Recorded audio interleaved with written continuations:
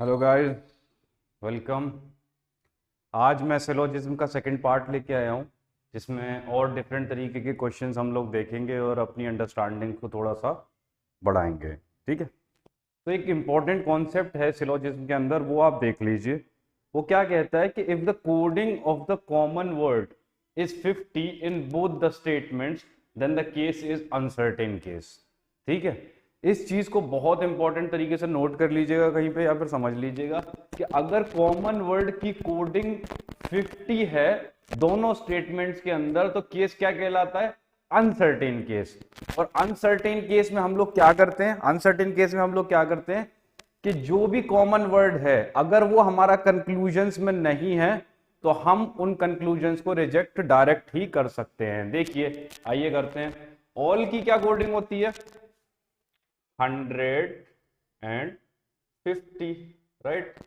सम की क्या कोडिंग होती है? 50 and 50, 50 and 50। तो ध्यान से देखिए जरा, यहां पर पेंसिल है जिसकी कोडिंग इधर भी 50 है और इधर भी 50 है, दोनों में कॉमन हो गया वर्ड, और 50 कोडिंग है। तो ये केस कैसा केस बन गया? अनसर्टेन केस बन गया ये। तो अनसर्टेन केस में जहां जहां अगर कंक्लूजन में मेरा पेंसिल्स नहीं है, उस कंक्लूजन को मैं रिजेक्ट कर सकता हूं। देखो, all pens are markers, cross. All markers are pen, cross. मुझे पेंसिल देखना है कंक्लूजन के अंदर। Some pens are marker, cross. Some markers are pen, cross. यानी कोई भी कंक्लूजन यहां पर फॉलो नहीं करेगा क्योंकि मेरा कॉमन वर्ड पेंसिल यहां पर नहीं है। ठीक है। तो गाइस, दूसरा क्वेश्चन देखिए। इस क्वेश्चन में क्या लिखा हुआ है कि all pens are pencil, some pencils are marker. Conclusions इसके डिफरेंट हैं। देखिए, ये एक अनसर्टेन केस है क्योंकि पेंसिल की कोडिंग दोनों ही स्टेटमेंट में 50 है। तो अनसर्टेन केस में क्या करते थे हम लोग? जहां मेरा पेंसिल नहीं होगा हम उसको रिजेक्ट कर सकते हैं कंक्लूजन्स में। पहले में है पेंसिल, दूसरे में है, तीसरे में है, चौथे में है, कोई भी रिजेक्ट नहीं कर सकते। अब डायरेक्ट कोडिंग दीजिए इन लोगों को। ऑल की कोडिंग,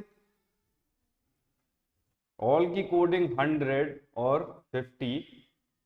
सम की कोडिंग 50, सॉरी, ऑल की कोडिंग अगेन 150, 150। ठीक है। सम की कोडिंग क्या है हमारी? 50 and 50। मार्कर्स की कोड, ऑल की कोडिंग क्या है? Once again 150। तो ध्यान से देखो, पेन की कोडिंग क्या है आपकी? पेन की कोडिंग 100 है, पेंसिल की 50 है और मार्कर की 50 है। तो अगर आपके पास पेंसिल 50 रुपए हैं तो क्या आप 100 रुपए दे पाओगे? बिल्कुल नहीं दे पाओगे। पहला तो रॉन्ग हो गया। ठीक है। अगेन सेम थिंग, पेंसिल 100, 50 रुपए है, 100 रुपए दे पाओगे? नहीं दे पाओगे बिल्कुल भी। पेन्स, पेन्स कितना है? 100 है, 50 दे पाओगे हकीकत में। 50 रुपए हैं, 50 रुपए दे सकते हो, बिल्कुल सही। ये वाला कंक्लूजन फॉलो करेगा। All markers are pencil. अगर आपके पास, देखिए, मार्कर 50 है और इधर 100 है, तो क्या आपके पास अगर 50 रुपए होते तो आप 100 रुपए दे पाते? किसी को नहीं दे पाते। ठीक है। समझ में आ गई कौन सा फॉलो करेगा? Only 3 follows, only 3 follows. ठीक है गाइस, एक इंपॉर्टेंट कॉन्सेप्ट और है यहां पर जो कि बहुत ही इंपॉर्टेंट है। क्या कहता है? If both the statements are negative then the case is uncertain. पहला केस क्या था कि अगर जो दोनों स्टेटमेंट में कॉमन वर्ड है उसकी कोडिंग अगर 50 है तो वो केस क्या बन जाता था? Uncertain case. ऐसे ही एक और दूसरा कॉन्सेप्ट है, if both the statements are negative then the case is uncertain case. अगर दोनों ही स्टेटमेंट मेरे नेगेटिव हैं तो जो केस बनेगा वो अनसर्टेन केस बनेगा। और अनसर्टेन केस क्या कहता है कि conclusions other than a common words are wrong. कि जो भी कंक्लूजन जिसके अंदर कॉमन वर्ड नहीं होगा वो कंक्लूजन को हम इजीली रिजेक्ट कर सकते हैं। तो देखो, पहला स्टेटमेंट क्या है? No pens are pencil, that means negative statement, right. No pencils are marker, negative statement. दोनों नेगेटिव स्टेटमेंट हो गए, विच मींस कि ये एक अनसर्टेन केस है। और कॉमन वर्ड क्या है इसके अंदर? पेंसिल। तो जिसके अंदर पेंसिल नहीं है उसको हम इजीली रिजेक्ट कर सकते हैं। देखो, पहले वाले में पेंसिल नहीं है, नॉट फॉलोज। दूसरे वाले में पेंसिल नहीं है, तीसरे वाले में पेंसिल नहीं है, चौथे वाले में पेंसिल नहीं है। समझ में आए? तो इसमें कौन सा आंसर होगा? None conclusion follows. कोई भी कंक्लूजन फॉलो नहीं करता है, राइट।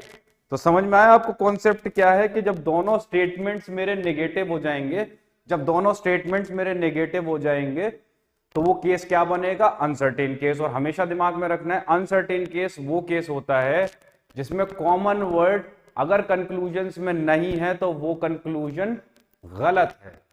बस दो एक इंपॉर्टेंट कॉन्सेप्ट याद रखने कि अगर दोनों स्टेटमेंट्स में कोडिंग दोनों कॉमन वर्ड की 50 है तो वो केस भी अनसर्टेन होगा, अगर दोनों नेगेटिव स्टेटमेंट्स दे रखे हैं तो वो केस भी अनसर्टेन केस होगा। ओके गाइस,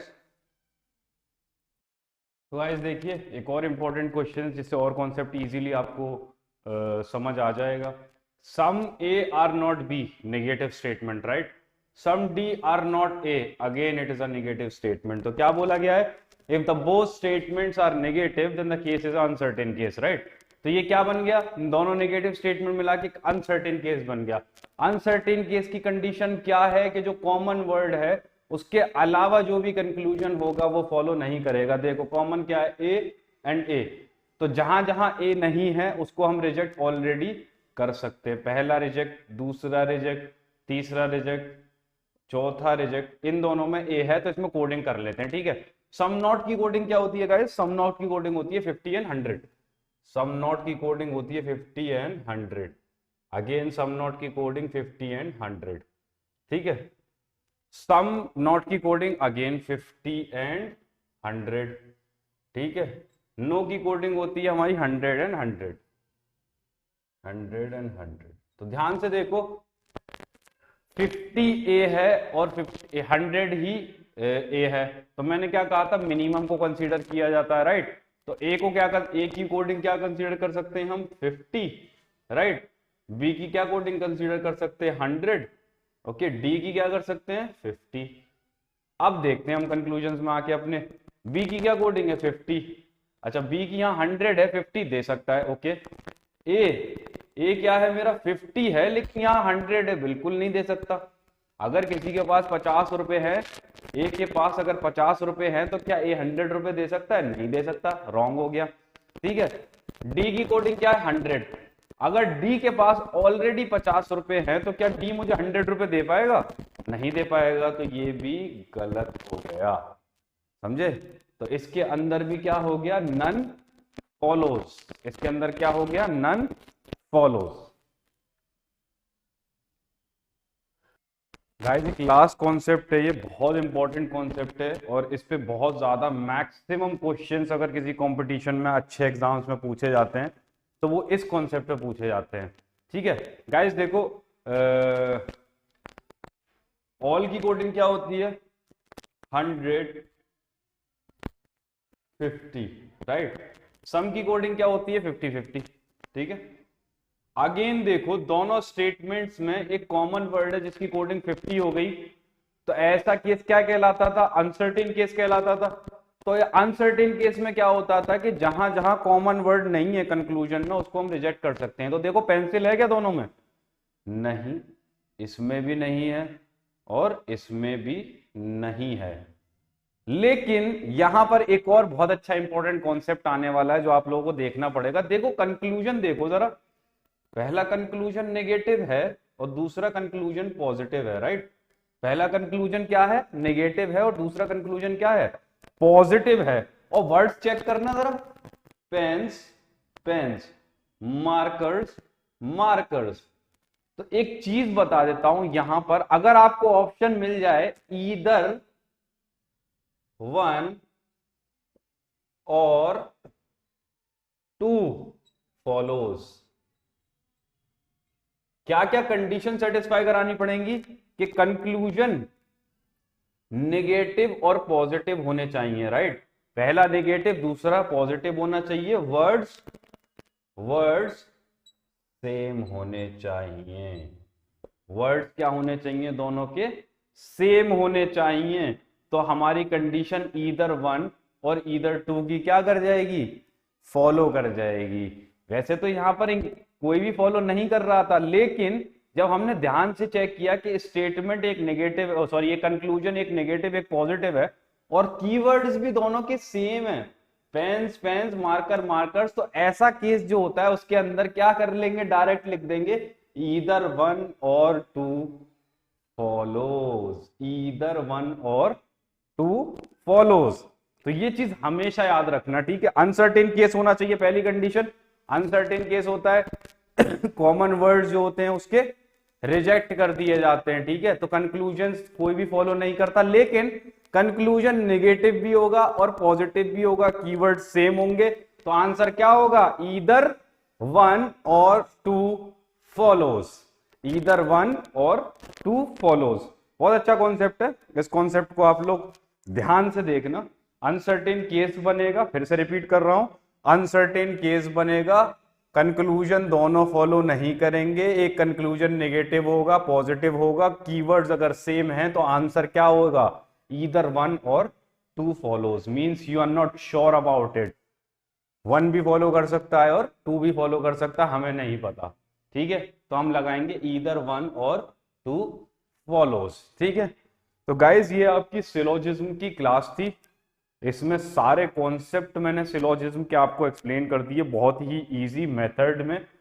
तो आप लोग चाहें तो और ज़्यादा क्वेश्चंस सिलोजिज्म के लगा सकते हैं, और जिसको भी जो भी डिफ़िकल्टी हो वो कमेंट्स में बता सकता है, और दिए हुए नंबर पे लाइक मैसेज करके या कॉल करके आप लोग अपनी इंक्वायरी दे सकते हैं कि आप लोगों को अगर MBA के लिए एडमिशन्स चाहिए कोचिंग में, तो बैच आर गोइंग ऑन।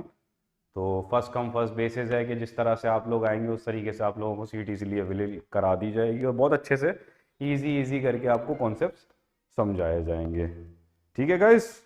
तो thank you so much, take care till then.